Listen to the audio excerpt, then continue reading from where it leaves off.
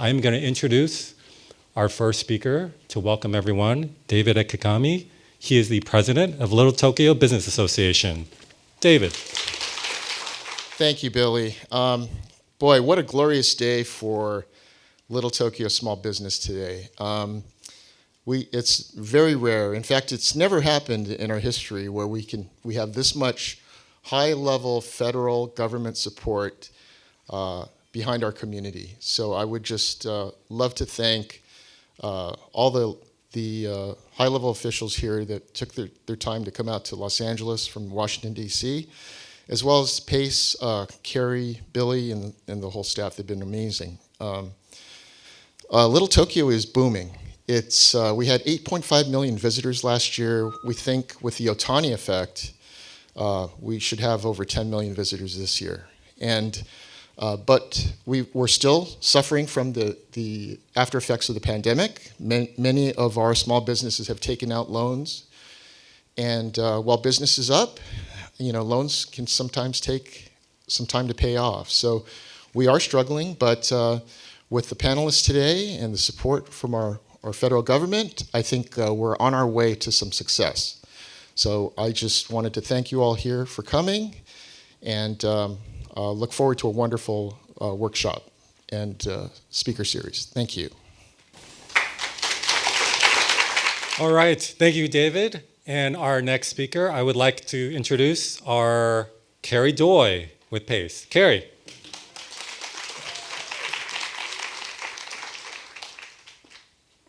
Thank you.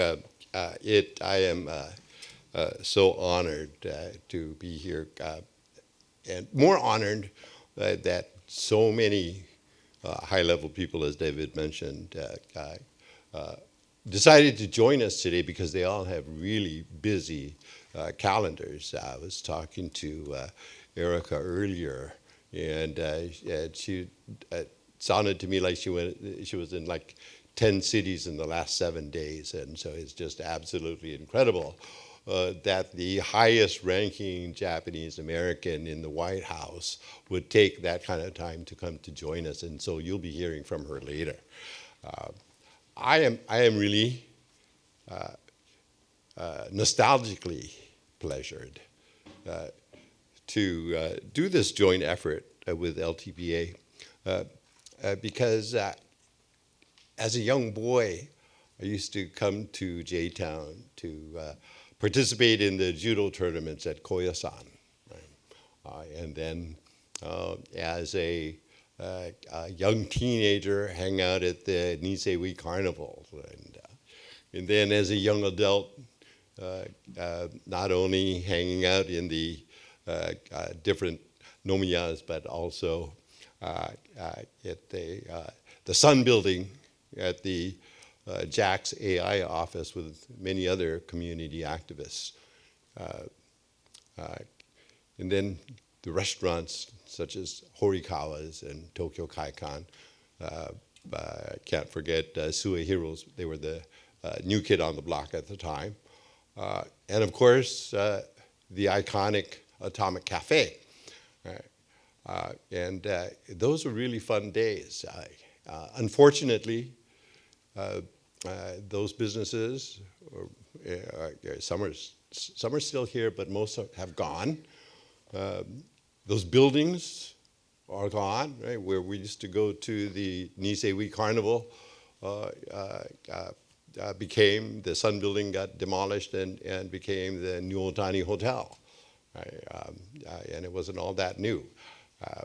But all in all, right, you would think about how it was 50 years ago, and then what Little Tokyo looked like 50 years prior to that, and everything had changed. Right? Everything continues to change. And so I'm reminded of a very popular Hawaiian singer named Brother Israel Kamakawiwo'ole. And he said, in looking at all the buildings and how Hawaii has changed, said, we no can stop progress, but we got to try instill pono, make progress pono, and that's what we want to do. Right? If small businesses are the backbone of the community, then the people and the culture are the heart of the community. And that's what we want to do. Right? Who knows what it's going to look like 50 years from now? Right?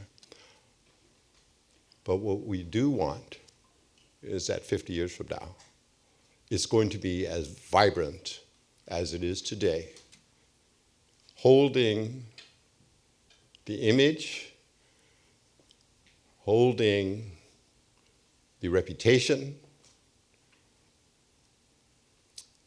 and holding the culture that keeps us all together.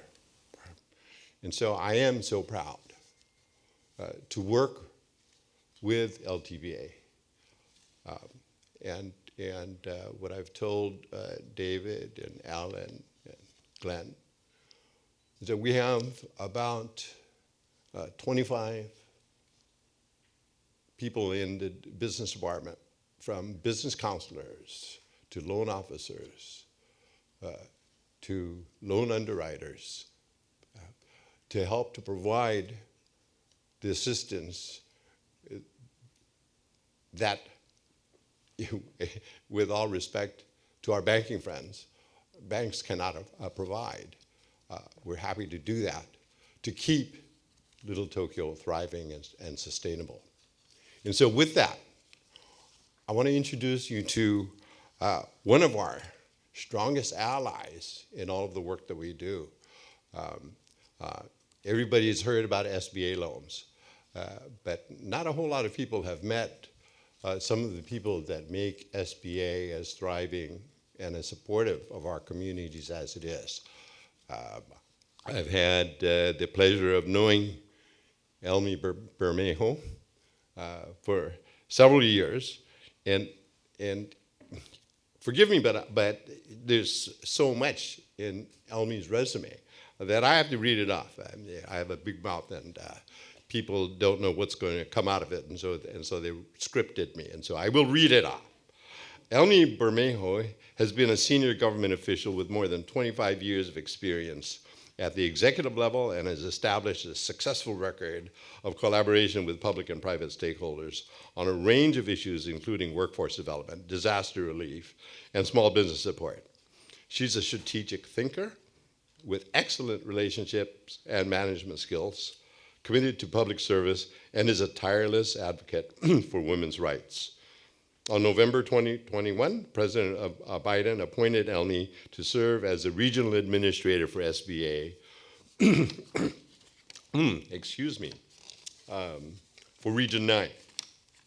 The region serves California, Arizona, Little Hawaii, or Nevada, and Guam. Elmy previously served as the Northern California Director for External Affairs for Governor Gavin Newsom. Prior to that, she served as Senior Advisor and Outreach Director for Lieutenant Governor Eleni Kounalakis of California, who was the first woman elected to serve that position.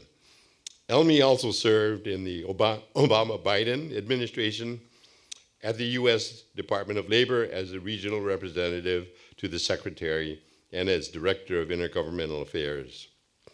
She serves on the San Francisco Commission for the Environment, the Women's Foundation of California, and is an advisory member of Hispanos Organized for Political Equity or HOPE, and the Leo McCarthy Center for Public Service and Public Good.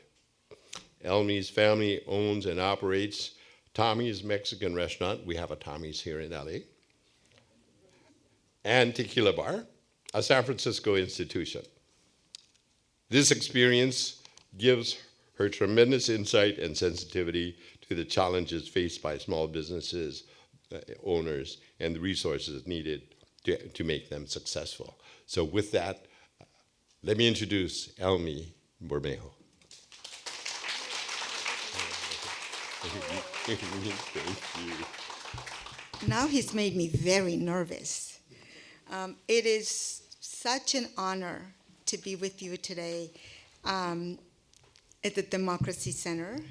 See, I happen to be a little bit vertically challenged. Is this okay? And so thank you again, Kerry, for that wonderful introduction. And you didn't have to read the whole thing. But I think I just wanted to express my thoughts about what a humbling experience it is to be with all of you at this Democracy Center. Thank you, Anne. Thank you, Pace. Kerry Doi, I think he thinks I'm like Waldo. We'll be in Hawaii, and he goes, you're here. Washington, D.C., you're here. Las Vegas, you're here. Because we say the work of SBA is never done, and the sun never sets on the work we do in Region 9 in California, Arizona, Nevada, Hawaii, Guam, and the Western Pacific. And with that, you are such an amazing partner to SBA. And the work that we did in Monterey Park would not have happened without your collaboration, the community that loves you and knows you and trusts you with the work of SBA, our Women's Business Center, you're a microlender, your community advantage. So all of these things bring such robust and incredible resources to the community. And you are indeed a trusted partner to SBA. At SBA, we have 10 regions. So I'm regional administrator for Region 9. We have 9 other regions, and there is a regional administrator that is also doing this kind of work. I think we do it better in Region 9 because, yay! Because I'll tell you why. Many things. Not only do we talk about the 3 C's, as Julie Klaus taught me, capital, counseling, and contracts, but also we are here to not only listen to the community, but to learn, to connect, to act. And when I talk about connections, I take immense pride in introducing you to some amazing colleagues. First, Julie Klaus, who's here, who's the district director for our Los Angeles office, and Ben Raju, who's sort of all over nationally, but a great connectors. So when we talk about being on the ground, meeting people where they are, please know that we are here to connect, to make sure that we are really being of service to the community, demystifying processes like the government can be to ensure that people not only start their business, but they can grow their business and they can indeed succeed with their business. So thank you so much for this wonderful opportunity to be with you. I look so forward to hearing from everyone because I always learn something new in every single community, and I never get tired of being with people in the community. So thank you very much. Thank you, Elmy, for some really kind words. And just to ad-lib a little bit, let me tell you that it's really difficult to find champions as strong as Elmy in those huge bureaucracies, including SBA. And she's able to connect us and put together some wonderful resources that we are able to use for the community. So thank you, Elmy. Another local girl, Nani Coloretti, is arguably one of the most powerful people in the White House. As a deputy director at the Office of Management and Budget, and so for those of you that don't know what OMB is, it's actually the group that puts together the president's budget. So everybody has to be nice to Nani, otherwise she'll cut them out. But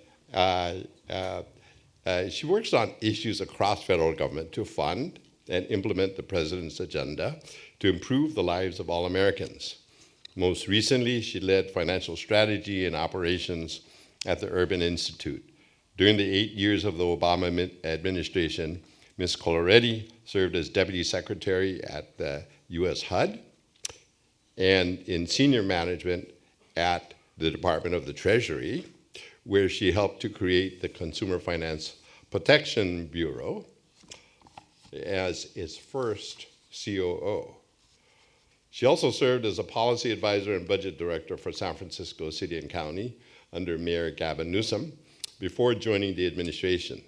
Earlier in her career, she worked as a budget analyst at the Office of Management and Budget. Ms. Coloretti holds a BA in Economics and Communications from the University of Pennsylvania and an MPP from the University of California at Berkeley. We won't hold that against her. Ms. Coloretti was raised in Hawaii and currently lives in Bethesda, Maryland with her husband, and together they have a son in college. Please welcome the pride of Iolani High School, Nani Coloretti.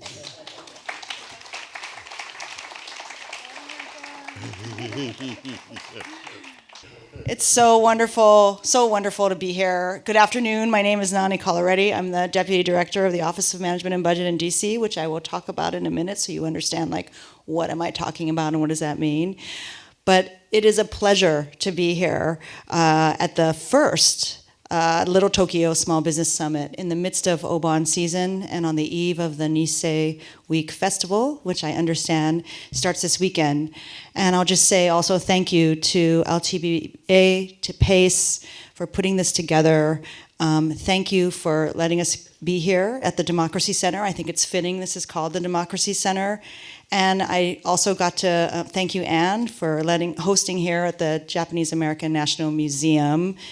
Just earlier today, I accompanied my colleague, Christine Harada, to the Idecho to stamp under the names of her ancestors. And so this is a very important place. And I can see already, just in coming to Little Tokyo, how important Little Tokyo is, not just for Japanese Americans here in Los Angeles, but for the entire country and for the world. So thank you for putting this on. And we know that growing small business grows the economy. It supports families, it creates jobs. And so this type of gathering is really invaluable to making sure that funds flow to the communities that need them most. So I want to talk today about what the Biden-Harris administration is doing to get federal funds out to states and communities. And first, I want to say just a few words about where I work, the White House Office of Management and Budget. So we serve the President of the United States in implementing his vision across the executive branch, and we're the largest staff component of the executive offices of the President. And President Biden has called OMB the nerve center of government, and some people have heard me talk about this before. It's for good reason. There is somebody at OMB that knows key information about every agency and program in the federal government in order to help the President make the best informed decisions. And our work spans federal regulation and agency management, such as procurement, technology, and human resource policy. And in fact, Christine Harada, who is here today, heads up procurement policy at OMB. And in addition to that, we do the federal budget. So my colleague, Erika Moritsugu, has called us the Nerd Center of Government, and that is a nickname that we proudly own. So OMB is uniquely suited to make sure that government works better for all of us. And so we are pushing on every open door, regulatory, budgetary, and legislative, to continue to increase opportunity and equity across government.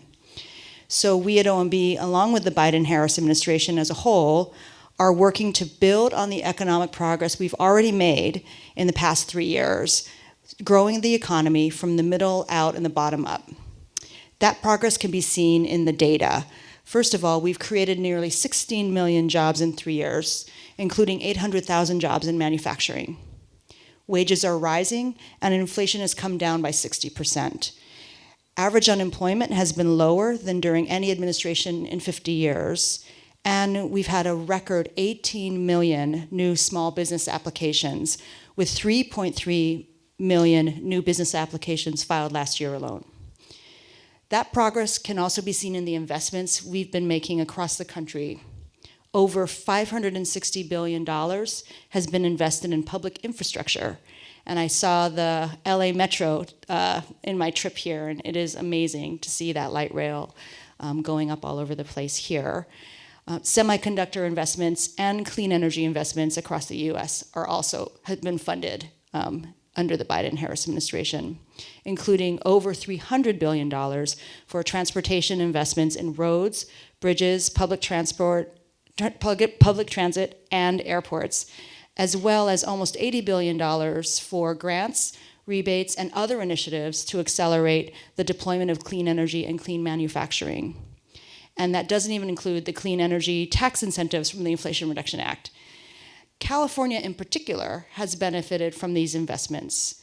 Over $46 billion in public investments have flown to California in clean energy, infrastructure, and manufacturing under the Biden-Harris administration, including $30 billion for transportation investments in roads, bridges, public transit, rail, ports, and airports. And I was just talking to someone today. This funding is intended to be spent over many years and also will continue to be granted out over many years. The way these laws are structured is that they put out a certain amount of money every year. And some of them have a 5-year window, some have a 10-year window. So these are long-term investments in our infrastructure. In small business, there have been over 1.8 million applications in California to start new businesses under the Biden-Harris administration. So these are big numbers, and the president has made it clear that this progress is really only the beginning. We want to continue to build our economy from the middle out and the bottom up, and invest in communities across the country. The president has also made clear his commitment to advancing racial equity and support for underserved communities throughout the federal government. Equal opportunity is the bedrock of American democracy, and our diversity is one of the country's greatest strengths. So under his leadership, the Biden-Harris administration has pursued a comprehensive approach to advancing equity for all, including people of color and others who have been historically underserved, marginalized, and adversely affected by persistent poverty and inequality. On his first day in office, the president signed an executive order that established affirmatively advancing equity, civil rights, racial justice, and equal opportunity, and made that the responsibility of the whole of government. He also followed on with another executive order in February 2023, which directed the federal government to further build equity into the everyday business of government. So one of the ways we've been doing that at OMB is we've recently improved our long-standing federal data collection and reporting practices, which have historically lacked appropriate data disaggregation. We know that we can't serve communities unless we see them, and the aggregated data of the Asian American, Native Hawaiian, Pacific Islander communities in particular often obscures significant disparities within groups, across groups.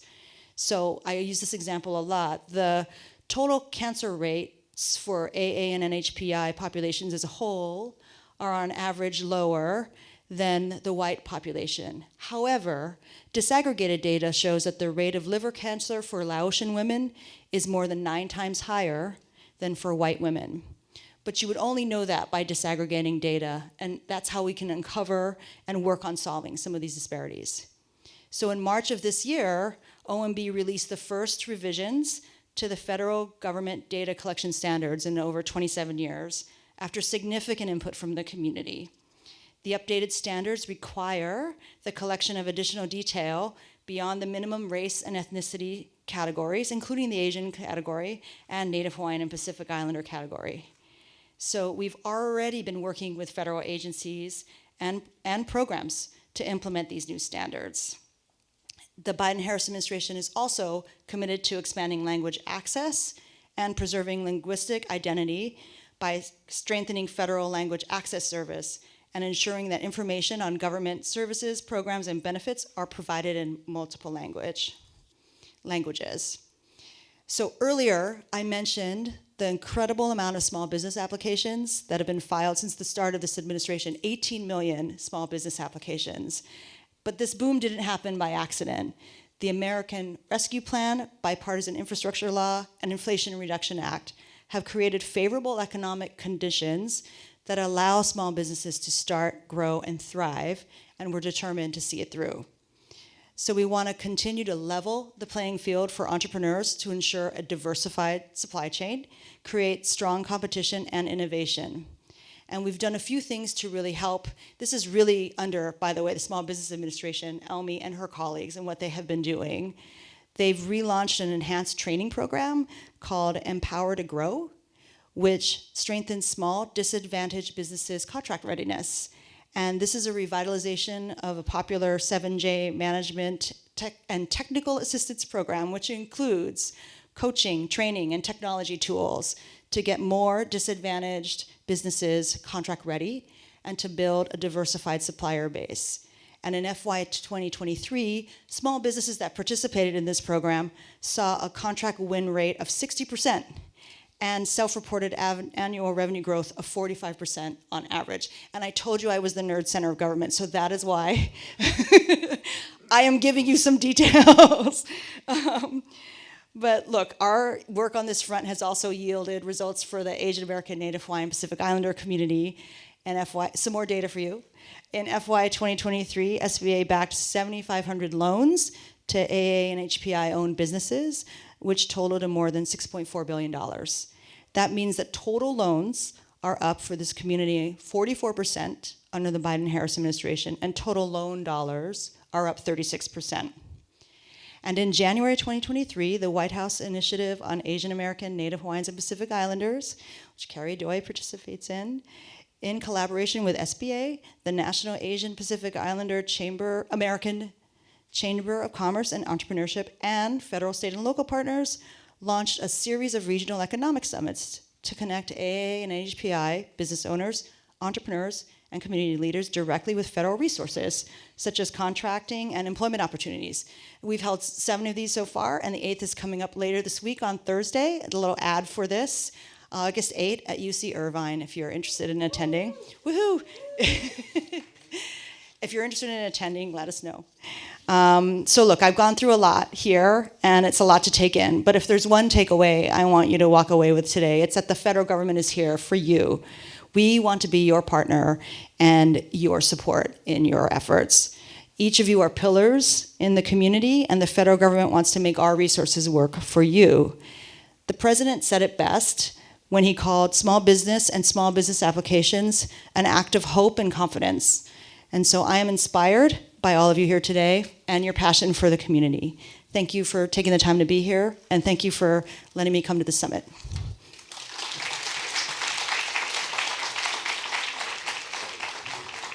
When I grew up, I want to be just like her. But one number that she wasn't provided was that at PACE we should soon be reaching our goal of helping small businesses procure $100 million in contracts. And we have business counselors here that specifically work on contract procurement, so make sure you talk to them too. Arguably, one of the most powerful people that we have in the White House is here to join us, and I'm still stoked. Like, wow, after all the travels that she has, she only gets to see her husband and her kids and her cats like 2 weeks out of 2 days out of every 2 weeks or something like that. Another Akamai local girl is Erika Moritsugu. Right? All these Hawaii people in the White House. I love it. I love it. Erika was appointed by President Biden in April 2021 to serve as deputy assistant to the president and Asian American and Native Hawaiian and Pacific Islander senior liaison at the White House. She supports the administration on a wide variety of president's priorities and engages with AA and HPI communities and leaders on important issues such as advancing safety, justice, equity, and opportunity for Asian American, Native Hawaiian, and Pacific Islander communities throughout the whole of government approach to racial justice, right? It's not just one part of the government, it's the whole of government. Her past government service includes serving as the Assistant Secretary for Congressional and Intergovernmental Relations at the Department of Housing and Urban Development under leadership of Secretary Julian Castro in the Obama administration, and was the first ever Senate Deputy Legislative Director at CFPB. On Capitol Hill, She was a senior representative of another local girl, Tammy Duckworth of Illinois, Senator Dan Akaka from her home state of Hawaii, and at the Senate Democratic Policy Committee under Senate Majority Leader Harry Reid of Nevada. In the nonprofit sector, Erika managed 2 teams at the National Partnership for Women and Families for Economic Justice and Congressional Relations, advancing workforce and health policies focused through a gender equity and race equity lens. She previously served as a vice president for government relations, advocacy, and community engagement at the Anti-Defamation League. Erika attended Brandeis University, you gotta be smart, at the College of William and Mary and George Washington University School of Law. Born in California but raised in Hawaii, Moritsugu lives on Capitol Hill with her husband Brian, the 2 children, Vian Leilani and Chester Likeke, and their 2 cats. One of the most powerful champions that we have in the White House. I am so honored to present Erika Moritsugu.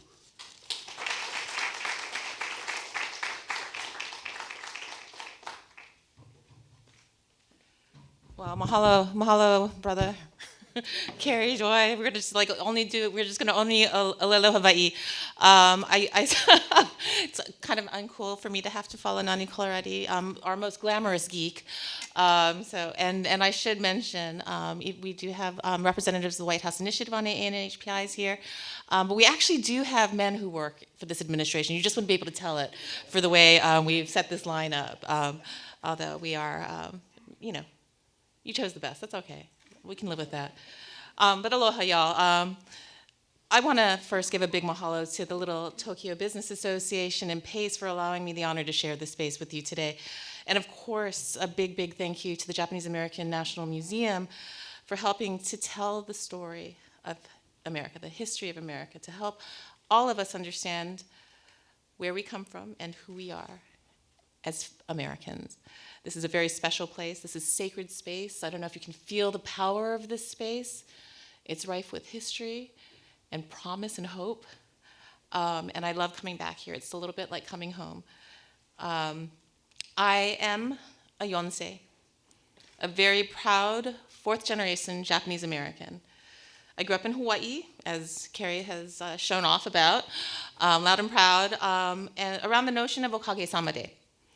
The idea that we are who we are because of those who came before us. And part of that story, it's not my story, it's everybody's story, similar, as the president always says, we don't know each other's stories, and we're not entitled to them, that's why we need to ask. With that kind of curiosity that Nani Coloretti, my forever boss, has taught me to approach things with. But several men in my family served in uniformed services and armed services during World War II. Like so many others, they rose to defend and serve the only nation they knew, despite being treated unfathomably by its government, sent away to incarceration camps and shunned from the rest of the country. At the same time, my great uncles were performing with intrepidity and valor, so much so that they were awarded medals of honor. I've got 2 medals of honor in my family. My great-great-uncle, my great-grandpa's younger brother, was arrested and imprisoned at Honouliuli in Hawaii, and then transported to a New Mexico incarceration camp for the sin of being a leader in his fishing village in Kaneohe. So their story is one of resilience and sacrifice and an unwavering commitment to a country that did not treat them justly. Here we stand in this beautiful auditorium named after Senator Inoue, across the plaza from a beautiful platform that's named after Secretary Mineta, so that you have a nation's warrior hero who fought and was desperately injured in the war, and a young boy who was shipped off to Heart Mountain, where they took his baseball bat away. And so this is the space that we straddle. That is the story of endurance and courage in the experiences of so many families right here in Little Tokyo. The history of endurance and courage is also embodied by the Buddhist temple located next door. It housed Japanese American fishermen and their families who were evacuated from Terminal Island until they were bused to incarceration camps. The temple's basement was used to store incarcerated belongings during the war, and they had something to return to, which not everybody did. For generations, Little Tokyo and similar ethnic enclaves across the country have provided sanctuary for immigrants and their descendants. From its early beginnings as a hub for Japanese immigrants to its rebirth after the devastation of Japanese incarceration, Little Tokyo embodies the strength and perseverance of the Japanese American community. History lives on in the small businesses that line the streets. Each shop, restaurants, and place of worship tells a story of survival, adaptation, and success. These places are more than economic ventures. They are cultural beacons that preserve our traditions, foster community ties, and remind us of our shared history. Now, it's an honor of a lifetime to do this work that Kerry described in the White House for the Asian American and Native Hawaiian and Pacific Islander communities. President Biden and Vice President Harris created this role so that they could have a representative in our community. But it also turns out that our communities have a representative back to the president in the White House. This makes sure that AA and NHPIs are seen and heard and valued and inform our policies. Under President Biden and Vice President Harris's leadership, the AA and NHPI communities have become more visible than ever. We have the most diverse administration in the history of our government, with 14% of appointees identifying as Asian American and Native Hawaiian and Pacific Islanders. And so I'm going to go back to the Nerd Center here for a second and point to our census population in the nation. We ring in at a little bit less than 7%. So, brothers and sisters, some stereotypes exist for a reason. We are outperforming ourselves as a community in this administration. We also have a record for Asian Americans who serve in President Biden's cabinet. They're all women. Not to mention the first ever Asian American, African American, and female Vice President Kamala Harris. Together, we make sure that the impacts of the administration's policies are inclusive of, informed by, and communicated to our communities. Across the country, the Biden-Harris administration has accomplished a lot for Asian Americans and Native Hawaiians and Pacific Islanders. And we've been traveling across the country from Lahaina to Milwaukee to Saipan to right here in Little Tokyo. And this was just last week, right, Kerry? To support AA and NHPI families, workers, and small businesses. And that's how we get to hear about the ways, big and small, that policies like the Bipartisan Infrastructure Law and the Inflation Reduction Act and the American Rescue Plan are improving the lives of everyday Americans every day. And as we've implemented these historic investments for all Americans, this administration has ensured that each of these cornerstone national policy accomplishments are impactful to and influenced by the AA and NHPI communities.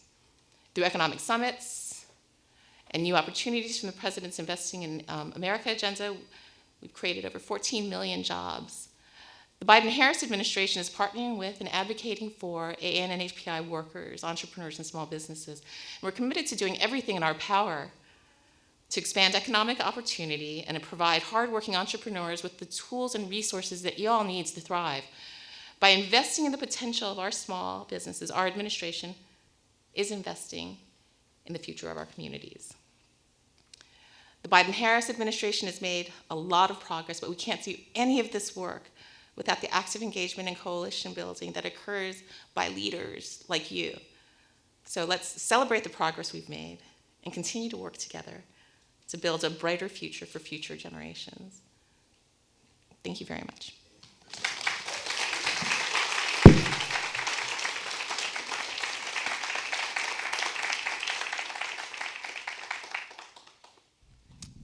All right. Thank you. That concludes our first portion of the program. I want to, again, thank so much the speakers for attending. It was not easy with your busy schedules for attending, so we very much appreciate